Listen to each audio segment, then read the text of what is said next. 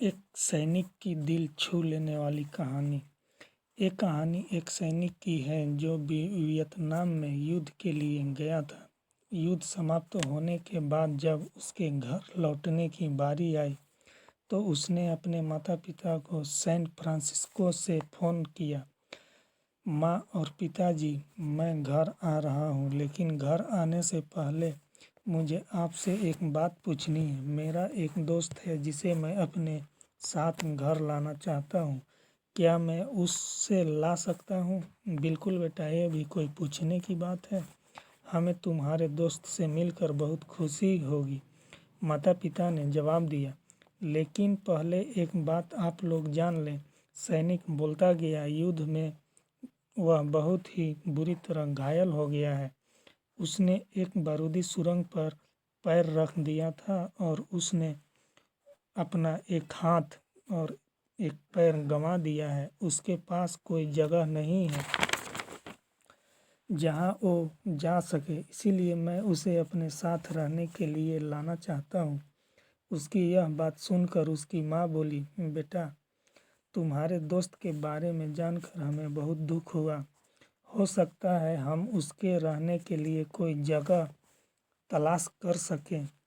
नहीं माँ, मैं चाहता हूँ कि वो हमारे साथ रहे। लेकिन बेटा, अब पिता ने कहा, तुम समझ नहीं रहे हो कि तुम क्या चाह रहे हो। इस तरह का अपाहिज व्यक्ति हमारे लिए कितना बड़ा बोझ होगा। हमारी अपनी ज़िंदगी है जीने के लिए और हम नहीं चाहते कि इस तरह की कोई भी परिस्थिति हमारी ज़िंदगी में दखल दे। मेरे हिसाब से तुम्हें अकेले घर आना चाहिए। वह अपनी ज़िंदगी जीने के लिए कोई न कोई रास्ता निकाल ही लेगा। सैनिक सुनकर उस सैनिक ने फ़ोन रख दिया। कुछ दिनों बाद उसके माता पिता को सैन फ्रांसिस्को पुलिस से एक संदेश मिला जिसमें उन्हें बताया गया कि उनके बेटे की एक बिल्डिंग से गिरकर मौत हो गई है। पुलिस के हिसाब से ये एक सुसाइड केस था।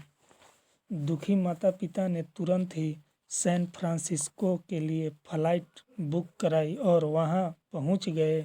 वहां उन्हें शहर के मुर्दा घर ले जाया गया ताकि वे अपने बेटे की पहचान कर सकें। उन्होंने उसकी पहचान कर ली, किंतु ये देखकर उनकी कँपकँपी छूट गई कि उनके बेटे का बस एक हाथ और एक पैर था। दोस्तों, इस कहानी में जो माता पिता हैं वे हम से बहुत से लोगों की तरह हैं जो अपनी सुविधाओं को सबसे अधिक महत्व देते हैं।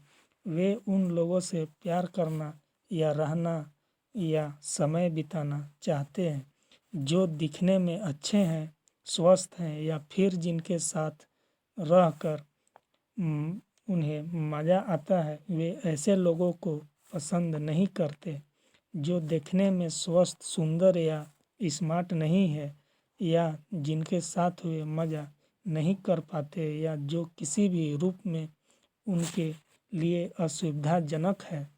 वे ऐसे लोगों से दूर बनाकर रखते हैं, लेकिन कभी-कभी उनके इसी व्यवहार के कारण उनके सामने ऐसी परिस्थितियाँ उलट हो जाती है जब उन्हें पछताना पड़ता है। आइए लोगों को जैसे ही अपनाएं और ज़रूरत पड़ने पर उनकी मदद करें।